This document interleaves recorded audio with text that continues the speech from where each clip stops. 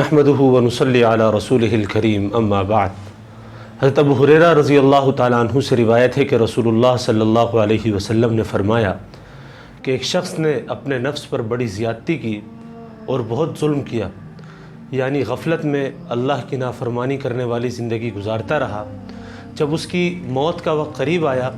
تو وہ اپنی پچھلی زندگی کو یاد کر کے بہت زیادہ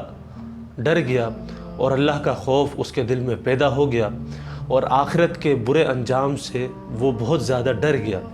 یہاں تک کہ اس نے اپنے بیٹوں کو یہ وصیت کی کہ جب میں مر جاؤں تو تم مجھے جلا کر راکھ کر دینا، اور پھر اس راکھ میں سے آدھی کہیں خشکی میں بکھیر دینا اور آدھی کہیں دریا میں ڈال دینا، تاکہ میرا کوئی نام و نشان باقی نہ رہے اور میں جزا سزا کے لیے دوبارہ زندہ نہ کیا جاؤں۔ اس نے یہ بھی کہا کہ میں ایسا گنہگار ہوں کہ اللہ کی قسم اگر اللہ تعالیٰ نے مجھے پکڑ لیا تو وہ مجھے ایسی سخت سزا دے گا جو دنیا میں کسی کو بھی نہ دے گا۔ چنانچہ جب وہ مر گیا تو اس کے بیٹوں نے اس کی وصیت پر عمل کیا اور اسے جلا کر راکھ کر دیا، اور اس کی راکھ کو کچھ ہوا میں اڑا دیا، کچھ دریا میں بہا دیا۔ پھر اللہ کا حکم ہوا اور اللہ کے حکم سے خشکی اور تری سے اس کے اجزاء جمع ہوئے اور اس کو دوبارہ زندہ کیا گیا۔ پھر اس سے پوچھا گیا کہ تو نے ایسا کیوں کیا اور ایسی وصیت کیوں کی تھی؟ تو اس نے کہا کہ اے اللہ، تو خوب جانتا ہے کہ تیرے ڈر اور خوف کی وجہ سے ہی میں نے ایسا کیا تھا۔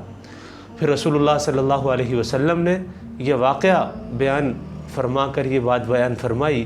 کہ اللہ تعالیٰ نے اس بندے کی بخشش کا فیصلہ فرما دیا۔ اس حدیث کا حاصل خلاصہ اور مفہوم یہ ہے کہ اس حدیث میں رسول اللہ صلی اللہ علیہ وسلم نے پہلے زمانے کے کسی شخص کا واقعہ ذکر فرمایا کہ یہ بیچارہ خدا کی شان اور اس کی صفات سے بھی لا علم تھا، ناواقف تھا، اور اعمال بھی اس کے بہت زیادہ اچھے نہیں تھے، لیکن مرنے سے پہلے اس پر خدا کے خوف کی کیفیت اتنی زیادہ غالب ہوئی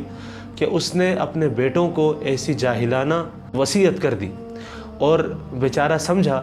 کہ میری راکھ کے اس طرح خشکی اور تری میں پھیل جانے کی وجہ سے منتشر ہو جانے کے بعد پھر دوبارہ زندہ ہونے کا کوئی امکان نہیں ہوگا، لیکن اس جاہلانہ غلطی کا منشا اور سبب چونکہ خدا کا خوف اور اس کے عذاب کا ڈر تھا، اس لیے اللہ تعالیٰ نے اس کو بخش دیا اور اس کی بخشش کا فیصلہ فرما دیا۔ اللہ تعالیٰ ہم سب کو عمل صالح اور تقوی کی دولت سے مالا مال فرمائے اور ہمیں علم و حکمت عطا فرمائے۔ وآخر دعوانا ان الحمد للہ رب العالمین۔